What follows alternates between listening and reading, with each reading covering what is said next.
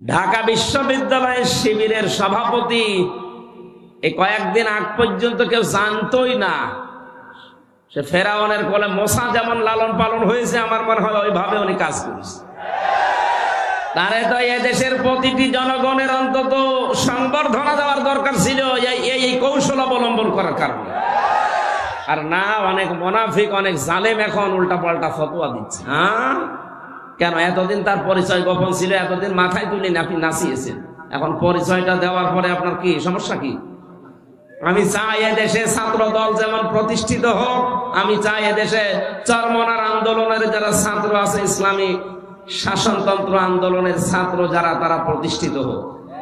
আমি ওইভাবে, আমার মন উদার, এজন্য চাই ইসলামী ছাত্র শিবির এদেশে ওইভাবে প্রতিষ্ঠিত হোক। আমার তো ছেলে নেই, আমার মেয়ে আছে। আমি চাই আমার মেয়েদেরকে মানুষের মতো মানুষ করার জন্য একটা সংগঠনের দেশে আমার মন মতো আছে, আমি ধাসে ধাসে পরীক্ষিত, সেটা ইসলামী ছাত্রী সংস্থা। আমি আপনাকে গ্যারান্টি দিচ্ছি, যদি শেষ বয়সে বৃদ্ধাশ্রমে যেতে না চান, যদি নিজের ছেলে নিজের মেয়েকে নেশাগ্রস্ত অবস্থায় দেখতে না চান, ইসলামী ছাত্রী সংস্থা, ইসলামী ছাত্র শিবিরে নির্দ্বিধায় দিয়ে দেন, আমি গ্যারান্টি দিচ্ছি এই দুইটা কাজ জীবনে পাবেন না। একমাত্র ছাত্র সংস্থা বাংলাদেশে একটাই, অন্যগুলো আছে ইসলামী যারা আছে, কিন্তু এটা আমি পরীক্ষিত, এদের ভেতরে কোনো নেশাখোর নেই। আপনি আল্লাহর ওলি দেখার জন্য সেই বরিশাল চলে যান, আল্লাহর ওলি দেখার জন্য চলে যাচ্ছেন সেই চট্টগ্রামে, সিলেটে। কিসের আল্লাহর ওলি? আল্লাহর ওলি আপনার বাড়ির পাশে ওই ছেলেটা যে যুবক মানুষ 5 ওয়াক্ত নামাজ পড়ে আর তাহাজ্জুদ আদায় করছে। এটা ট্রেনিং দেওয়ার জন্য ইসলামী ছাত্র শিবির, ইসলামী ছাত্রী সংস্থা, এটা আল্লাহর নিয়ামত। আমি আবার বলছি, ছেলে আল্লাহ আমাকে দেয়নি, দুইটাই মেয়ে, এই দুইটাকে এরকম জায়গায় ভর্তি করে দেব।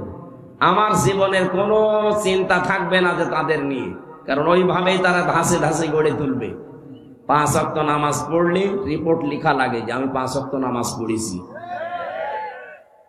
আমি পরীক্ষিত এই কারণে বলছি, কয়েকদিন আগে আমার একটা শপথ ছিল, কিন্তু হয়নি। 120টার উপরে আমরা প্রশ্ন দিয়েছিল, পারিবারিক জীবন সম্পর্কে 20টার উপরে। আমি সারা দেশে কোরআনের ওয়াজ করে বেড়াই, অথচ আমি এ পরীক্ষায় পাশ করতে পারলাম না, আমার সিরিয়াল আবার পেছিয়ে দিয়েছে। তাহলে যারা পাশ করেছে, ওরা যদি সত্যি পাশ করে থাকে, তারা কোন ধাঁচের মানুষ আপনি টের পাচ্ছেন না? নবীজি যা করেছিলেন, আমার মনে হচ্ছে 1500 বছর পরে তাই করছে এই মানুষগুলো। এমনি এমনি আল্লাহ একেবারে সহজে বিজয় দিয়ে দিল। এর ভেতরে কত ঘাম, কত রক্ত, কত কৌশল, কত বুদ্ধি আপনি টের পাচ্ছেন? 15.5 বছর বহু চেষ্টা হয়েছে, কিচ্ছু হয়নি। জালেম আরো তার বৃদ্ধি বাড়িয়েছে। কথা বলেন। বিশ্ব নবী জানালেন, তোমরা পায়খানা কম বানাবা আর চুলা বেশি বানাবা। ওই সময় আবু জেহেল তো আগেই মারা গেছে বদরে। মক্কা বিজয়ের সময় বেঁচে ছিল, কাফেরদের যে নেতৃত্বে ছিল এই লোকটার নাম আবু সুফিয়ান। খুব কৌশল বস্তু। রাতের বেলা গোয়েন্দাদেরকে 4 জনকে পাঠিয়েছে, যা তো দেখ মোহাম্মদ এসেছে নাকি মক্কা বিজয় করার জন্য, লোকজন কেমন আছে এটা একটু দেখে আয়। ওরা রাতের বেলা একটু হাফসা হাফসা দেখে, পাহাড়ের পাদদেশ থেকে তাকিয়ে দেখছে মানুষ আর কয়জন তো জানে না তাঁবুর ভেতরে, শুধু চুলা গুনতেছে। রান্নাঘর 1, 2, 3, 4, মানে এক একজন মানুষ বানিয়েছে 8টা 10টা করে। 10,000 মানুষ যদি 5টা করেও বানায়, বলেন কত? এই 50,000 গুনতে গুনতে ওদের রাত হয়ে গেছে, রাত 12টা 1টা। একটা কাজ হলো, 5 চুলা যদি এত হয়তো মানুষ কত আছে ও গুলে শেষ করা যাবে না, চল নেতারে বল। নেতারা এসে বলছে যে কি মানুষের পরিমাণ আমরা জানি না, তাঁবুর ভেতরে কত কি আছে, খালি চুলা গুনেছি। রান্নাঘর গণনা করতে করতে রাত প্রায় অর্ধেক হয়ে গেছে, আমরা চলে আসলাম। মানুষের হিসাব আমরা জানি না। ধমক দিয়ে বলছে, পাঠালাম তোদের মানুষ গণনা করতে, তোরা চুলা গুনলি, তোদের দিয়ে হবে না। আরো নতুন 4 জনকে ভোরবেলার দিকে পাঠিয়েছে, যা এবার দেখ।